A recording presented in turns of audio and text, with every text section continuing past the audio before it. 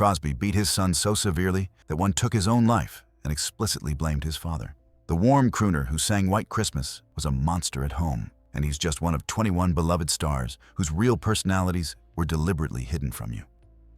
The diva who terrorized Broadway and Hollywood. Tallulah Bankhead made a rising starlet cry so hard during rehearsal that the young woman never returned to the production. Bankhead found it amusing. Bankhead was Broadway royalty with her distinctive deep voice and razor-sharp wit. She was openly bisexual in an era when such honesty could destroy careers, drank and smoked with abandon, and spoke her mind without apology. To many, she was a feminist icon decades ahead of her time. But behind this image of liberation lay a personality so cruel that working with her became an ordeal few in Hollywood were willing to endure.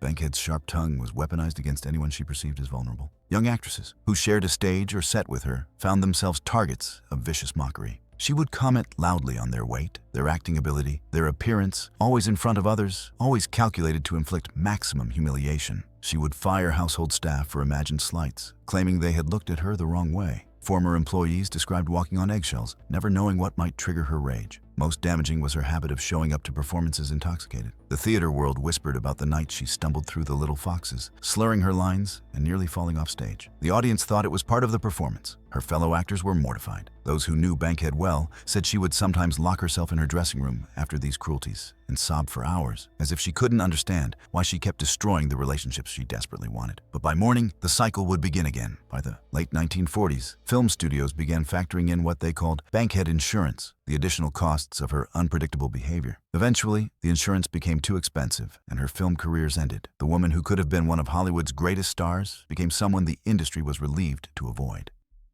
The strong, silent type, who abandoned everyone.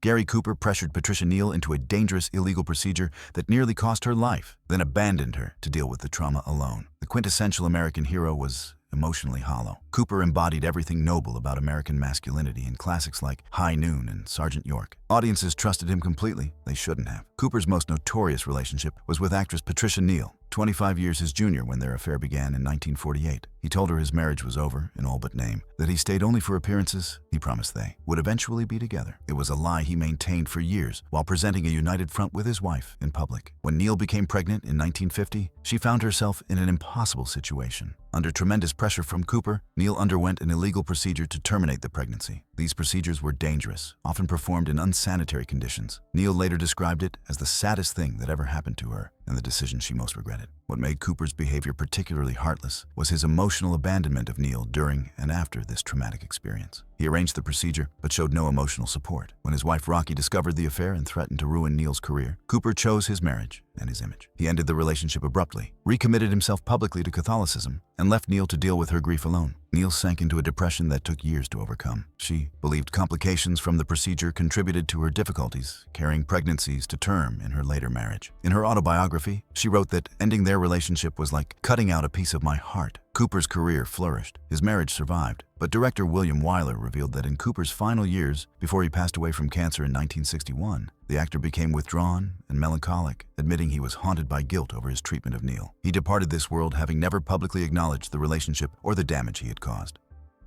The crooner who beat his sons. Bing Crosby abandoned his children to a nightmare of physical and psychological torment while presenting himself as America's perfect father. The warm crooner who sang White Christmas and played the priest in Going My Way was, behind closed doors, a tyrant who terrorized his 4 sons. The truth only emerged in 1983 when his eldest son, Gary, published the memoir Going My Own Way. Gary described systematic beatings with a leather belt, emotional abuse that left all 4 boys feeling they could never measure up, and a cold, distant man who showed his sons none of the warmth he displayed on screen. The weekly weigh-ins became particularly cruel. Crosby was obsessed with his sons maintaining a certain weight. He would weigh them regularly, and any deviation would result in punishment. Gary described the terror of stepping on the scale, knowing that a few pounds in either direction could mean a beating. 2 brothers confirmed Gary's account. The 4th brother, Lindsay, provided the most tragic confirmation. In 1989, Lindsay took his own life, and those close to him said his final communications explicitly blamed their father for the trauma that made his life unbearable. What made Crosby's abuse particularly damning was the contrast with his second family. After marrying actress Katharine Grant in 1957, they had 3 children who described a completely different father: warm, involved, loving, who attended school events and never raised a hand in anger. Harry Crosby told an interviewer about breaking his father's prized golf trophy at age 8. Bing just laughed, tousled his hair, and said, "It's just a thing, son. You're what matters." Gary heard this story years later and had to leave the room. His identical accident at the same age had earned him a beating that left bruises for 2 weeks. The transformation proved Crosby's earlier abuse was a choice. Hollywood had known about Crosby's harsh treatment, but actively worked to suppress these stories. The studio system protected him because he was enormously profitable. Fan magazines were fed staged photographs showing Bing as the ideal American dad. The public image was a complete fabrication. The bombshell who destroyed careers for fun. Mae West should have been a champion for all women trying to make it in the male-dominated film industry. Instead, she became their worst enemy. West was groundbreaking. She fought censorship, controlled her own content, and created a persona celebrating female empowerment decades before the feminist movement. But her feminism extended only to herself. She saw other women as competition to be eliminated. When younger, prettier actresses were cast in her films, West would demand they be fired or have their scenes cut. If refused, she would sabotage their performances, changing blocking at the last minute so co-stars looked confused on camera, rewriting scenes to diminish other characters, feeding incorrect call times so actresses arrived late. Most cruel was spreading vicious rumors. If an actress threatened to become too popular, West would start whispering campaigns suggesting the woman was a prostitute or had slept her way into roles. These rumors, coming from someone as powerful as West, damaged careers. Studio executives enabled this behavior because her films made money. They calculated that one Mae West was worth more than a dozen promising young actresses. What drove West's cruelty was profound insecurity masked by bravado. Despite her confidence on screen, she was terrified of being replaced, of aging out of relevance. Rather than using her power to help other women, she kicked them off the ladder. She broke barriers for herself, but ensured those barriers remained in place for everyone else. The genius who treated people like props. Hedy Lamarr was stunningly beautiful and a genuine scientific genius who invented frequency-hopping spread-spectrum technology, the basis for Wi-Fi and Bluetooth. Yet Hollywood reduced her to decoration. This narrative is true but incomplete. What it leaves out is that Lamarr herself treated most people with the same dismissive attitude Hollywood showed her intellect. On film sets, crew members described working with Lamarr as an eerie experience. She would look through people rather than at them. She didn't learn names, didn't engage in friendly banter, and showed no emotion. One cinematographer recalled that she treated humans like furniture, necessary but not worthy of acknowledgement. She would fire assistants and household staff without explanation or warning. People who had worked for her for months would arrive to find themselves dismissed with no severance and no reason given. When they asked what they had done wrong, Lamarr would stare at them blankly, confused why they thought an explanation was owed. Co-stars found acting opposite her uniquely challenging. Several described it as performing with a beautiful mannequin. She would hit her marks and deliver lines with technical precision, but there was no emotional connection. For actors who relied on building chemistry, working with Lamarr was devastating to their own performances. This seemed to extend to her personal relationships. Her multiple marriages all ended with husbands describing feeling lonely even when she was in the room, unable to reach her emotionally, unsure if she was even capable of genuine intimacy. Some modern psychologists have suggested she may have been on the autism spectrum or suffered from attachment disorder, possibly related to trauma from her first marriage to arms dealer Friedrich Mandl, who kept her essentially imprisoned. If true, this would make her behavior less cruel and more psychological struggle. But regardless of cause, those around her felt invisible, insignificant, and deeply uncomfortable. Genius doesn't justify cruelty, but Lamarr's case forces a harder question. If someone is neurologically incapable of normal emotional connection, are they cruel or just tragic? The people she hurt deserved better. But perhaps she was suffering in ways the era had no capacity to understand. The woman whose invention would connect billions lived most of her life profoundly disconnected from everyone around her. The closeted star who used women as cover.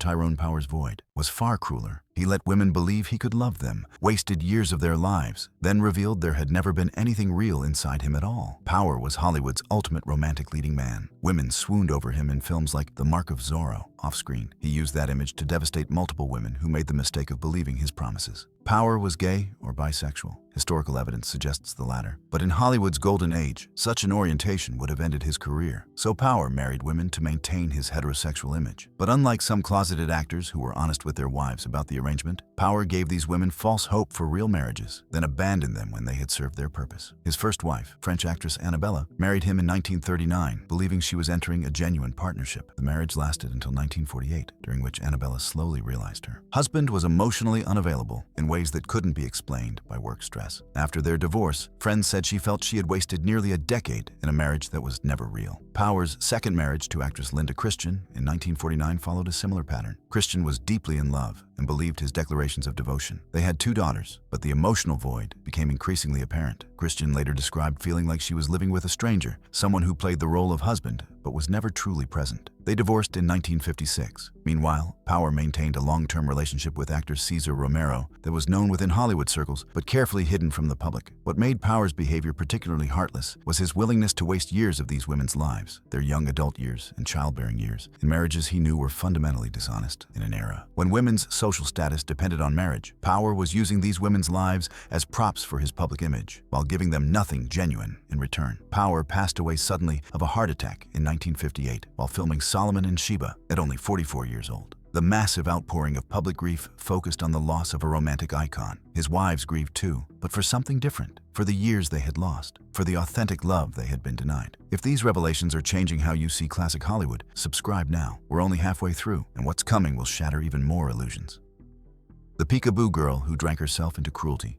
Veronica Lake's peekaboo hairstyle became a phenomenon. Her film noir performances showcased sultry beauty and vulnerability. For a brief moment, she was one of Hollywood's brightest stars. Then, the drinking began. By her mid-30s, Lake's alcoholism had progressed where she was. Functionally unemployable, she would show up to sets intoxicated, unable to remember lines. Productions would halt for hours while the crew tried to sober her up. Their patience ran out when the drinking led to violence. The incident that ended her career came during a production in the early 1950s. Lake, intoxicated and angry, physically attacked the director. Witnesses said she bit him, breaking the skin. She was fired and quietly blacklisted. Her descent was rapid and shocking. Within a few years, she was working as a bartender in New York City. The director of her final film found her passed out in her dressing room at 9 in the morning, surrounded by empty bottles. When he tried to help her to her feet, she bit his hand hard enough to draw blood, then spat in his face. "Get your hands off me," she slurred, before vomiting on his shoes. He walked off set and never came back. By the time she passed away in 1973 at only 50, most colleagues expressed relief more than sadness. She had burned every bridge and made it impossible for anyone to mourn without remembering the abuse they endured trying to save her.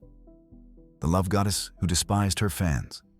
Rita Hayworth despised the very people who made her wealthy. The famous pinup, the Gilda poster, the love goddess adored by millions. She found it all beneath her dignity, yet she continued to take the money while showing nothing but disdain. The famous photograph of her in a black negligee became the most popular pinup of World War II. Soldiers carried her image into battle. The public adored her with intensity that bordered on worship. She despised them for it. Behind the scenes, Hayworth made no secret of her contempt. When asked for autographs, she would roll her eyes or make dismissive comments loud enough for fans to hear. She complained bitterly about the roles that made her famous, claiming they were beneath her dignity. Yet she continued to take those roles and accept enormous paychecks. On the set of Salome in 1953, a crew member's wife had just given birth. He asked Hayworth if she would sign a headshot for the baby's nursery. She looked at him like he'd asked her to clean a toilet, then said loudly, "Why would I care about your breeding?" and walked away. The crew member quit that day. He'd worked in Hollywood for 15 years and never returned. Her most famous quote, "They go to bed with Gilda and wake up with me," became a rallying cry for discussing objectification of women in Hollywood. But she used this quote as an excuse for being cruel to the people who elevated her to stardom. She wanted sympathy for being objectified while continuing to take roles that objectified her. Colleagues pointed out that if she truly hated being the love goddess, she had enough power to choose different projects. Katharine Hepburn and Bette Davis had fought for complex roles and won. Hayworth could have done the same. Instead, she took the easy money and complained. Her later years, struggling with early-onset Alzheimer's disease, created a cruel irony. The woman who spent decades being ungrateful for adoration slowly forgot she'd ever been adored. She would ask her caretakers if she'd been in movies, and when they showed her clips of Gilda, she didn't recognize the woman on screen. The person who resented being loved was finally free of that burden, but by then, she couldn't remember what she'd lost. The greatest actor who crushed lesser mortals. Laurence Olivier would slap Marilyn Monroe's face between takes, not hard enough to leave marks, but sharp enough to shock and humiliate her. He claimed it was to help her access the right emotional state for her character. Monroe was traumatized. Olivier considered it genius. Olivier was widely considered the greatest actor of his generation. His Shakespeare performances set the standard. He knew this and wielded his reputation like a weapon against anyone he deemed insufficiently talented. On film sets, Olivier employed what he called methods to help co-stars give better performances. In reality, these methods were psychological abuse designed to break people down. If he believed a scene required genuine tears, he would deliberately say cruel, hurtful things to an actress before cameras rolled, reducing her to real sobbing. He called it finding authentic emotion. His victims called it abuse. The most infamous incident involved Marilyn Monroe during The Prince and the Showgirl in 1957. Monroe, already struggling with insecurity about her dramatic abilities, was terrified of working with legendary Olivier. He exploited that fear mercilessly. Her performance shows a woman who looks genuinely frightened in many scenes because she was. Olivier's treatment of his wife Vivian Leigh revealed the depths of his cruelty. Leigh suffered from bipolar disorder. Rather than showing compassion, Olivier used her vulnerable mental state against her during performances. He would deliberately trigger her anxiety or depression before emotionally demanding scenes, weaponizing her mental illness. Friends said working with her husband was often more damaging to her psychological health than the illness itself. Young actors who studied under Olivier described an atmosphere of intimidation and fear. He would publicly humiliate anyone who didn't meet his standards, reducing them to tears in front of peers. He justified this as maintaining excellence. Former students recognized it as egotistical sadism. What made Olivier's behavior particularly insidious was that he had convinced himself, and much of the industry, that his cruelty was in service of great art. The greatest actor of his generation was also one of its most accomplished psychological abusers, and he departed this world in 1989, still believing his cruelty had been noble. The gangster actor who actually was one. George Raft brought actual criminals onto film sets and endangered entire productions with his mob connections. Raft specialized in gangster roles, playing tough guys with authentic street credibility. That authenticity came from his actual background. He had grown up in Hell's Kitchen surrounded by organized crime and maintained those connections even as he became a Hollywood star. The problem was that Raft's mob connections weren't nostalgic ties. They were active, ongoing relationships with dangerous criminals. Real gangsters would show up on film sets, creating serious problems. Having known mob figures wandering around lots where expensive equipment was stored was a massive insurance liability. Worse, these mob associates sometimes made demands that certain actors be cast, that certain crew be hired, that business deals be structured to benefit mob-controlled companies. Studios found themselves either complying or risking the anger of dangerous people. Raft's most damaging quality was taking advice from mob connections about which roles to accept. He famously turned down the leads in High Sierra, The Maltese Falcon, and Casablanca, roles that would have cemented him as one of Hollywood's all-time greats. He rejected them on advice of his gangster friends. By following their guidance, Raft destroyed what should have been a legendary career. By the late 1940s, major studios had essentially blacklisted him because insurance companies refused to cover productions that involved him. His mob connections had made him uninsurable and therefore unemployable. The final irony was that he passed away in relative poverty in 1980, despite having earned millions. Much of that money had disappeared into mob-connected investments that benefited his criminal friends far more than him. The Platinum Blonde's poisonous mother, Jean Harlow, brought her nightmarish mother, and that maternal presence poisoned every production. Harlow herself was, by virtually all accounts, genuinely kind and talented. The problem was that she came as a package deal with her mother, Mama Jean, a controlling Christian Scientist zealot who made everyone's life miserable. Mama Jean haunted every set. She would position herself just out of camera range, monitoring every scene, critiquing every performance, and interfering with directors' instructions. If a director asked Harlow to perform a scene a certain way, Mama Jean would pull her aside during breaks and countermand those instructions, insisting she knew better. During the filming of Dinner at 8 in 1933, director George Cukor gave Harlow direction. Mama Jean interrupted. "No, that's not how Jean is going to play it." Cukor said this was his set. Mama Jean announced that if he spoke to her that way again, Jean would walk off. Cukor had to apologize to the actress's mother to keep his star. He later told friends it was the most humiliating moment of his career. She would openly criticize other actors, suggesting they weren't good enough to share scenes with. Her daughter making disparaging comments loud enough for actors to hear. The most tragic aspect was Mama Jean's Christian Science beliefs and refusal to allow Harlow proper medical treatment. In 1937, when Harlow fell seriously ill with kidney failure, Mama Jean prevented her from seeing doctors, insisting that prayer would heal her. By the time medical professionals were finally brought in, it was too late. Harlow passed away at only 26 from a treatable condition. Hollywood mourned Harlow's passing with genuine grief, but the grief was mixed with anger directed at Mama Jean, who many blamed for the unnecessary tragedy. Harlow had passed because her mother's religious fanaticism had been valued over medical science. Which of these stories has shocked you most? Are there other Golden Age secrets you want us to uncover? Let us know in the comments what dark Hollywood topic we should explore next. The star who assaulted Natalie Wood. For decades, there were whispers in Hollywood about Kirk Douglas and a young Natalie Wood. The rumors were specific, that Douglas had assaulted Wood when she was a teenager, when she would have been powerless to resist or report such an attack. Douglas was Hollywood royalty for 6 decades. From Champion through Spartacus and Paths of Glory, he embodied American masculinity, strong, principled, fighting for justice. His screen presence suggested deep integrity. That image was carefully constructed and, in at least one horrifying case, completely false. The allegation only became public through Wood's sister, Lana Wood, who confirmed in her memoir that Natalie had identified Douglas as her assailant. According to Lana, Natalie had told trusted friends about the attack, but had been too terrified of professional consequences to go public. In the Hollywood of the 1950s, a young actress accusing a major star would have ended her career, not his. Douglas lived to be 103. He passed away in 2020, feted until the end as a Hollywood legend. His obituaries celebrated his contributions to cinema. The allegation was mentioned in some coverage, but often buried or treated as unproven gossip rather than a serious accusation. In 2019, his son Michael was asked in an interview if he knew about the allegation. The question hung in the air for 12 seconds. Finally, Michael said, "I don't think this is the right venue for that conversation," and the subject was changed. That silence told viewers everything they needed to know. What made the situation particularly disturbing was how completely he got away with it. There were no consequences, no real damage to his reputation, no moment of accountability. The hero of Spartacus, the film about a slave rebellion against tyranny, was himself allegedly a tyrant who used his power to victimize the vulnerable. The silent star who refused to become silent. Gloria Swanson used power to destroy anyone who stood in her way, burning bridges so thoroughly that she ended her career isolated and unemployable. Swanson was one of silent cinema's biggest stars. Her fight for independence made her a pioneer. Her scorched earth approach to anyone who disagreed with her made her unemployable. Swanson didn't just fight for her interests. She destroyed people who opposed her. Directors who challenged her creative choices found themselves blackballed, their reputations ruined by whisper campaigns Swanson orchestrated. She would spread rumors that they were difficult, incompetent, and unreliable. Coming from a star of her magnitude, these accusations carried weight. Careers ended because Swanson decided someone was an obstacle. Her treatment of other actresses was even more ruthless. Any woman she perceived as competition became the target of vicious rumors, that they were sleeping their way into roles, that they had diseases, that they were unstable or addicted. These rumors were often completely fabricated, but the damage was real. Production companies that tried to rein in her demands found themselves facing financial ruin. Swanson would deliberately sabotage productions, causing delays and cost overruns that pushed small companies into bankruptcy. By the time Billy Wilder cast her in Sunset Boulevard in 1950, Swanson hadn't made a film in years. Her reputation for being impossible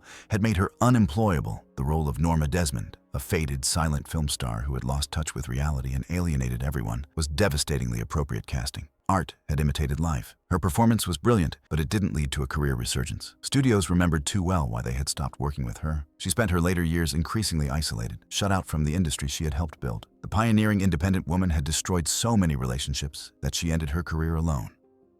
The golden boy who became a mean drunk. William Holden's alcoholism transformed him from Hollywood's golden boy into the mean drunk everyone dreaded. Holden's rise seemed effortless. Handsome, in an approachable way, he was the perfect leading man. His performances in Sunset Boulevard and The Bridge on the River Kwai showcased real talent. Then the drinking consumed him. By the 1960s, Holden's alcoholism had progressed beyond the functional stage. He would arrive on sets visibly intoxicated, unable to remember lines. But the drinking led to personality changes that made accommodation impossible. Sober, Holden had been charming and professional. Intoxicated, he became cruel and violent. Actresses who had worked with him were shocked by his transformation. The man who had been a thoughtful scene partner now verbally abused co-stars between takes. More than one actress left the set in tears after Holden's intoxicated cruelty. The physical altercations became the final straw. Holden, intoxicated and paranoid, would become convinced that crew members were plotting against him. After Holden took a swing at a cinematographer who had simply suggested a lighting change, many crew members began refusing to work on his films. November 30th, 1981. A property manager enters apartment 43 in the Ocean Towers building in Santa Monica. The smell hits him first. William Holden has been lying on his bedroom floor for 4 days in a pool of his own blood. Empty vodka bottles surround him. The last person he spoke to was a bartender who'd refused to serve him 3 days earlier. Golden boy, film icon, lying alone on a floor, too intoxicated to call for help even as he bled to his end. That was William Holden's final performance. The director who bankrupted studios.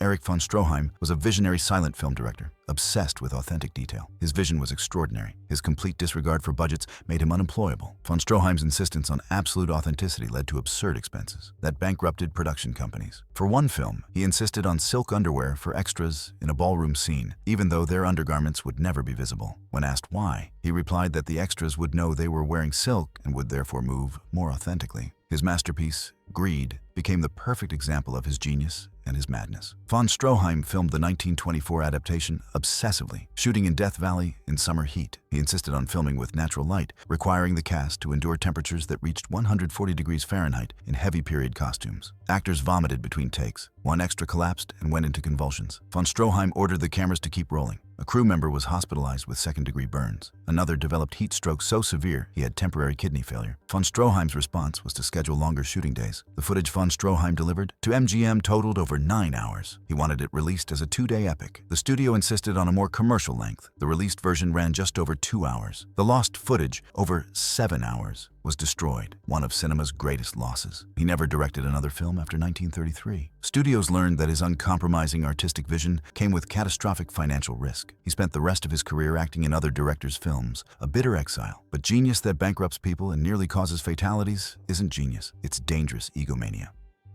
The mogul who built an empire on exploitation.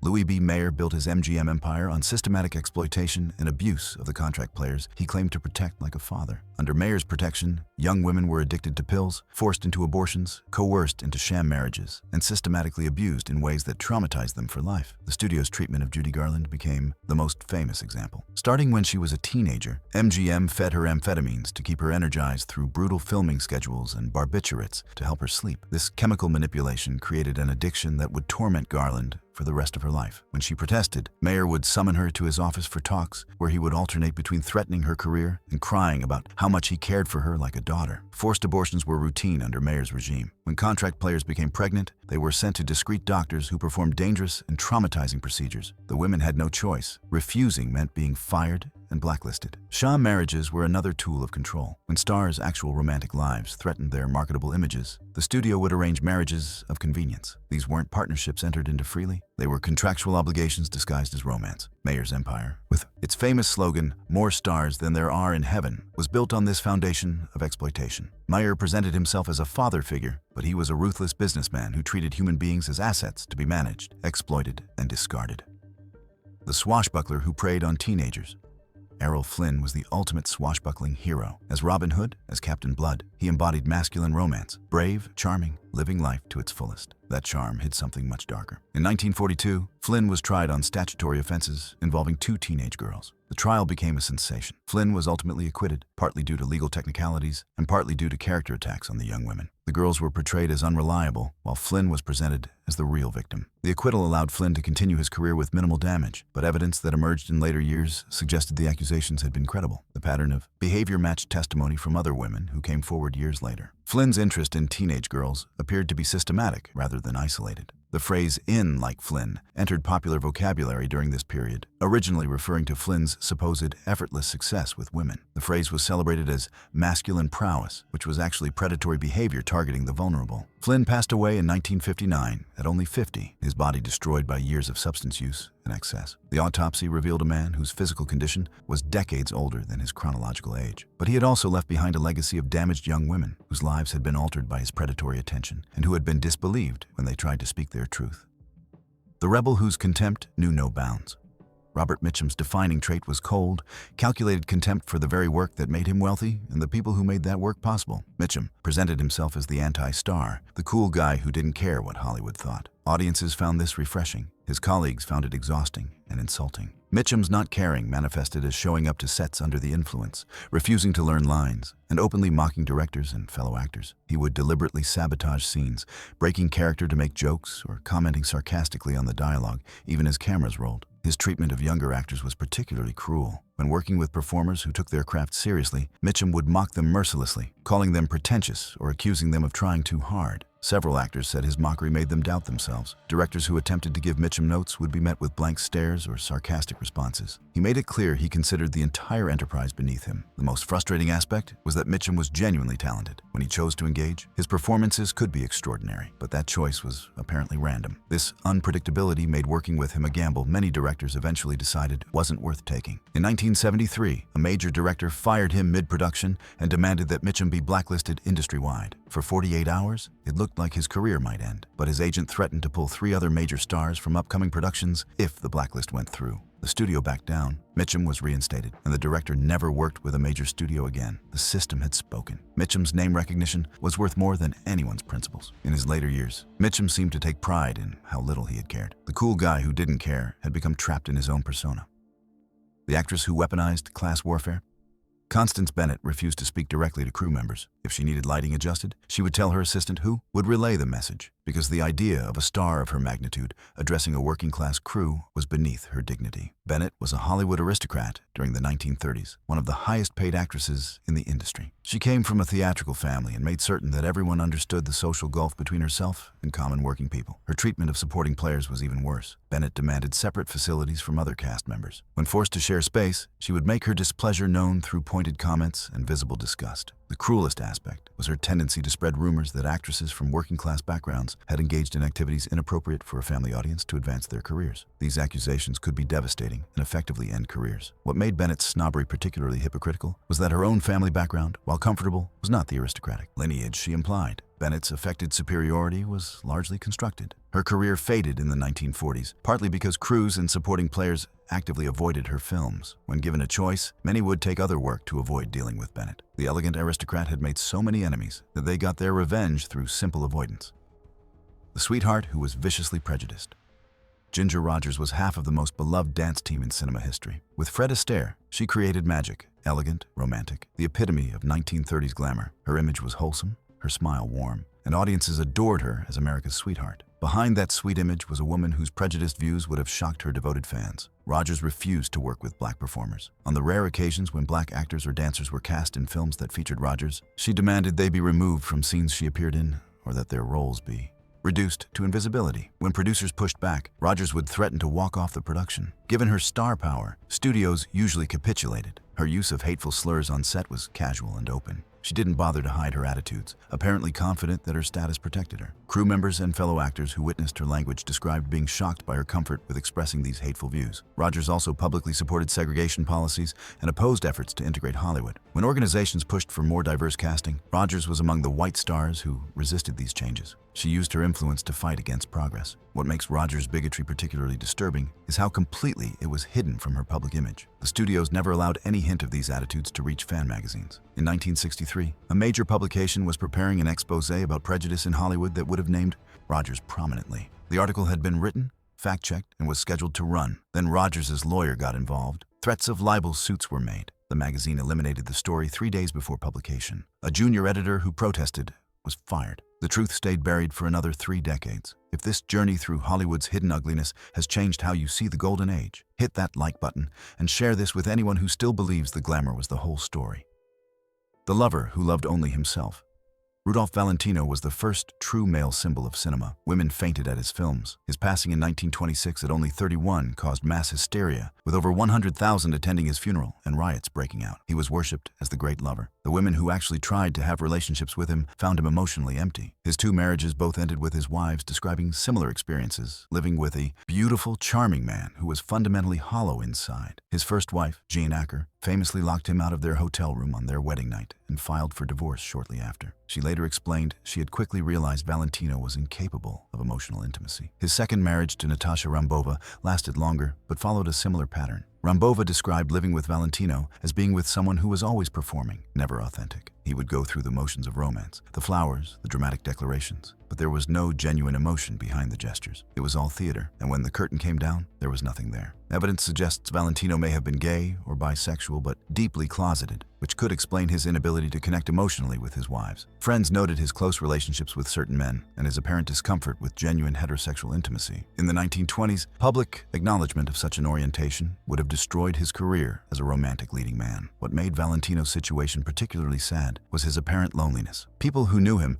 described a man who seemed fundamentally isolated, unable to form genuine emotional bonds with anyone. He was surrounded by adoring fans, desired by millions, constantly sought after, yet he seemed profoundly alone. When he passed suddenly from peritonitis, the massive outpouring of public grief was for an image, for a fantasy of the great lover. His actual intimates felt something more complicated. Relief that he was no longer suffering in his isolation, sadness for a life constrained by the demands of fame, and perhaps anger at having invested emotional energy in someone unable or unwilling to reciprocate genuine feeling. The world's greatest lover had never actually loved anyone, possibly including himself.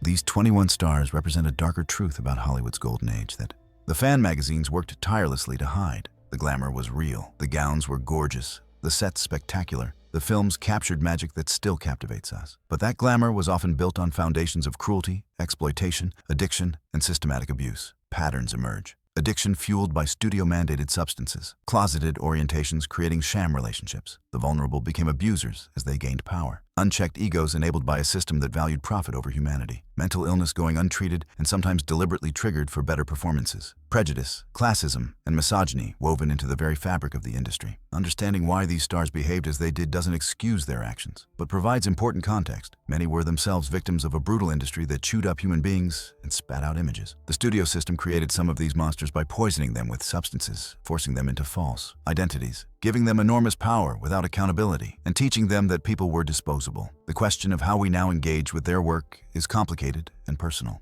Do we separate the art from the artist? Can we watch Bing Crosby croon White Christmas, knowing what he did to his sons? Does our enjoyment of Fred and Ginger's dancing change when we know about her prejudice? There are no easy answers. What we can say with certainty is that the full story is always more complex than the manufactured image. The golden age was golden on screen because so many people paid the price in tears and trauma behind the cameras. Knowing the complete truth doesn't necessarily diminish the artistry of the films. In some ways, it makes the achievement even more remarkable that such beauty could emerge from such darkness. These stories matter because they remind us that fame and talent don't excuse cruelty, that power without accountability corrupts, and that the people we elevate to icon status are still human beings with capacity for both greatness and terrible harm. Thank you for joining us for this unflinching look at Hollywood's most hated stars. The glamour was real, but so was the darkness. By understanding both, we honor the complete truth of this extraordinary era, rather than just the carefully constructed fantasy. If you found this journey eye-opening, please subscribe to Golden Age Files, where we continue exploring the full, complicated humanity of the stars who built Hollywood's golden dreams. And remember, the most interesting stories are always the ones they tried to keep hidden. Until next time, this is Golden Age Files, where we tell the complete story, shadows and all.